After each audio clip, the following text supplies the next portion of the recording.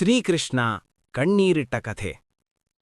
ಒಮ್ಮೆ ದ್ವಾರಕೆಯಲ್ಲಿ ಶ್ರೀಕೃಷ್ಣನು ಅರಮನೆಯ ಕಿಟಕಿಯಿಂದ ಹೊರಗೆ ನೋಡುತ್ತಾ ಕಣ್ಣೀರು ಹಾಕುತ್ತಿದ್ದನು.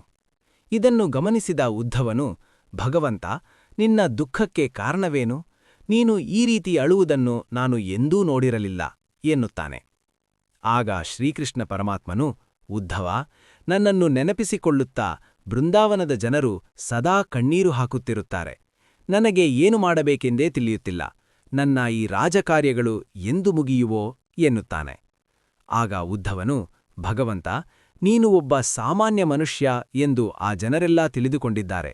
ನೀನು ಭಗವಂತನೆಂದು ತಿಳಿದುಕೊಂಡರೆ ಅವರ ದುಃಖ ಕಡಿಮೆಯಾಗುತ್ತದೆ. ನಾನು ಅವರಿಗೆ ಹೋಗಿ ಈ ಪರಮತತ್ವವನ್ನು ಉಪದೇಶ ಮಾಡಿ ಅವರ ದುಃಖವನ್ನು ಕಡಿಮೆ ಮಾಡಿ ಬರುತ್ತೇನೆ, ಯೋಚಿಸಬೇಡ ಎನ್ನುತ್ತಾನೆ. ಆಗ ಶ್ರೀಕೃಷ್ಣನು ಸಂತೋಷದಿಂದ ಪ್ರತಿಯೊಬ್ಬರಿಗೂ ಒಂದೊಂದು ಪತ್ರವನ್ನು ಬರೆದುಕೊಡುತ್ತಾನೆ. ಸ್ನೇಹಿತರಿಗೆಲ್ಲ ಒಂದು ಪತ್ರ, ತಂದೆತಾಯಿಯರಿಗೆ ಒಂದು ಪತ್ರ, ಗೋಪಿಯರಿಗೆ ಒಂದು ಪತ್ರ. ಉದ್ಧವನು ಅವುಗಳನ್ನು ತೆಗೆದುಕೊಂಡು ಶೀಘ್ರವಾಗಿ ಬೃಂದಾವನಕ್ಕೆ ಹೊರಡುತ್ತಾನೆ. ದಾರಿಯಲ್ಲಿ ಯಾರ ಬಳಿ ಏನೇನು ಮಾತನಾಡಬೇಕೆಂದು ಯೋಚಿಸಿಕೊಂಡು ಬೃಂದಾವನವನ್ನು ಪ್ರವೇಶಿಸುತ್ತಾನೆ. ಮೊದಲು ಉದ್ಧವನನ್ನು ದೂರದಿಂದ ಕಂಡು ಶ್ರೀಕೃಷ್ಣ ಪರಮಾತ್ಮನೇ ಬಂದನೆಂದು ಬೃಂದಾವನವಾಸಿಗಳೆಲ್ಲ ಇವನ ಬಳಿ ಓಡಿಬರುತ್ತಾರೆ. ನಂತರ ಉದ್ಧವನೆಂದು ತಿಳಿದು ನಿರಾಶರಾಗುತ್ತಾರೆ. ಯಾವಾಗ ಅವನು ಶ್ರೀಕೃಷ್ಣನಿಂದ ಸಂದೇಶಗಳನ್ನು ತಂದಿದ್ದೇನೆ ಎಂದು ಹೇಳಿದನೋ ಅವರೆಲ್ಲ ಅವನನ್ನು ಬಗೆಬಗೆಯಾಗಿ ಉಪಚರಿಸುತ್ತಾ ಅವನನ್ನು ಮುತ್ತಿಕೊಳ್ಳುತ್ತಾರೆ. ಮೊದಲು ಉದ್ಧವನು ಶ್ರೀಕೃಷ್ಣನ ಸ್ನೇಹಿತರಿಗೆ ಅವರ ಪತ್ರವನ್ನು ಓದಿ ಹೇಳುತ್ತಾನೆ. ಅವರೆಲ್ಲ ಆನಂದದಿಂದ ಕಣ್ಣೀರು ಹಾಕುತ್ತಾರೆ. ಉದ್ಧವನನ್ನು ಗಟ್ಟಿಯಾಗಿ ತಬ್ಬಿಕೊಳ್ಳುತ್ತಾರೆ. ನಂತರ ಉದ್ಧವನು ಯಶೋದೆ ಮತ್ತು ನಂದಮಹಾರಾಜರ ಅರಮನೆಯನ್ನು ಪ್ರವೇಶಿಸಿ ಅವರಿಗೆ ಶ್ರೀಕೃಷ್ಣನ ಸಂದೇಶಗಳನ್ನು ತಿಳಿಸುತ್ತಾನೆ. ಕೊನೆಯಲ್ಲಿ ಗೋಪಿಯರು ಉದ್ಧವನನ್ನು ಒಂದು ಏಕಾಂತ ಸ್ಥಾನಕ್ಕೆ ಕರೆದುಕೊಂಡು ಹೋಗಿ ಅಲ್ಲಿ ಶ್ರೀಕೃಷ್ಣನ ಬಗ್ಗೆ ವಿಚಾರಿಸಿಕೊಳ್ಳುತ್ತಾರೆ. ಉದ್ಧವನು ಮಾತನಾಡಲು ಆರಂಭಿಸಿದೊಡನೆಗೆ ಹೃದಯ ಹಿಂಡುವಂತೆ ಅಳಲು ಆರಂಭಿಸುತ್ತಾರೆ. ಉದ್ಧವನು ಪತ್ರವನ್ನು ಓದುವುದನ್ನು ಕೂಡ ಅವರು ಕೇಳಿಸಿಕೊಳ್ಳುತ್ತಿಲ್ಲ, ಬರೇ ಅಳುತ್ತಿದ್ದಾರೆ. ಅವರನ್ನು ಸಮಾಧಾನ ಮಾಡುವುದೇ ಉದ್ಧವನಿಗೆ ಬಹಳ ಕಷ್ಟಕರವಾಗಿ ಹೋಗುತ್ತದೆ.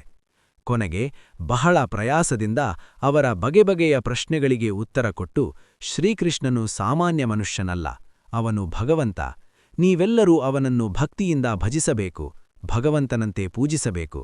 ಅವನು ಎಲ್ಲೆಡೆ ಇರುವ ನಿರಾಕಾರ ತತ್ವನು. ಆ ಶಕ್ತಿಗೆ ನೀವು ವಂದಿಸುತ್ತಾ ಅದರಲ್ಲಿ ಒಂದಾದರೆ ನಿಮ್ಮ ಈ ದುಃಖವು ಪರಿಹಾರವಾಗುತ್ತದೆ ಎನ್ನುತ್ತಾನೆ. ಆಗ ಗೋಪಿಯರು ಉದ್ಧವನನ್ನು ವಿಚಿತ್ರವಾಗಿ ನೋಡುತ್ತಾ, ಉದ್ಧವ, ಶ್ರೀಕೃಷ್ಣನು ಭಗವಂತನು ಎಂದು ನಮಗೆ ಯಾರಿಗೂ ತಿಳಿದಿಲ್ಲ ಎಂದು ಭಾವಿಸಿರುವೆಯಾ? ನಮ್ಮ ಕಣ್ಮುಂದೆಯೇ ಅವನು ಅನೇಕ ಪವಾಡಗಳನ್ನು ಮಾಡಿರುವನು. ಭಗವಂತನಿಗೆ ನೋವು ನಲಿವುಗಳು ಇರಬಾರದೇನೋ? ಅವನು ಹರ್ಷಗೊಳ್ಳುವುದನ್ನು, ರಾಧೆಯ ವಿರಹದಿಂದ ವಿಲಾಪ ಮಾಡುವುದನ್ನು ಕೂಡ ನಾವು ಅನೇಕ ಬಾರಿ ನೋಡಿದ್ದೇವೆ. ಭಗವಂತನು ನಿರಾಕಾರ ತತ್ವನಾಗಿರುವಂತೆ ಸಾಕಾರ ತತ್ವನೂ ಕೂಡ ಆಗಿರುವನು.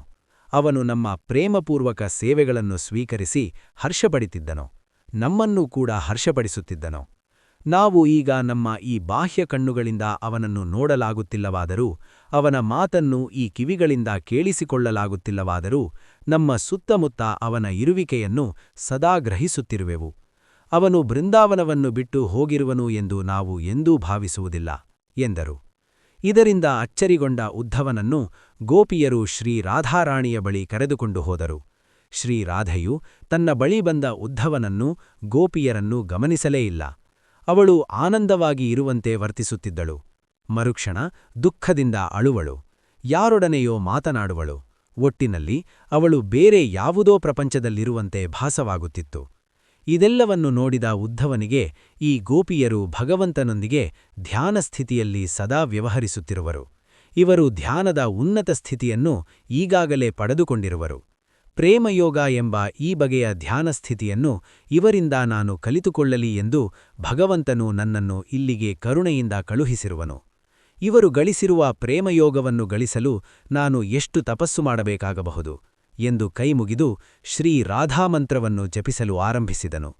ಆಗ ಅವನು ತನ್ನ ಜ್ಞಾನದ ಕಣ್ಣುಗಳಿಂದ ಬೃಂದಾವನದ ಎಲ್ಲೆಡೆಯಲ್ಲಿಯೂ ಶ್ರೀಕೃಷ್ಣನು ಪ್ರತಿಯೊಬ್ಬರೊಡನೆಯೂ ಇರುವಂತೆ, ಅವರೊಡನೆ ಬಗೆಬಗೆಯಾಡಿ ವ್ಯವಹರಿಸುತ್ತಿರುವಂತೆ, ಆನಂದಿಸುತ್ತಿರುವಂತೆ ದರ್ಶನವಾಯಿತು. ಪ್ರೇಮಯೋಗದ ತತ್ವವನ್ನು ಉದ್ಧವನು ಆಗ ಅರಿತುಕೊಂಡನು. ಅವರಂತೆಯೇ ತನಗೂ ಶ್ರೀಕೃಷ್ಣನ ಮೇಲೆ ಪ್ರೇಮವು ಬೆಳೆಯಲಿ ಎಂದು ಬಯಸುತ್ತಾ ಉದ್ಧವನು ಬಹಳ ದಿನಗಳ ಕಾಲ ಅಲ್ಲಿಯೇ ಉಳಿದುಕೊಂಡನು. ಶ್ರೀಕೃಷ್ಣ ಅರ್ಪಣಮಸ್ತು.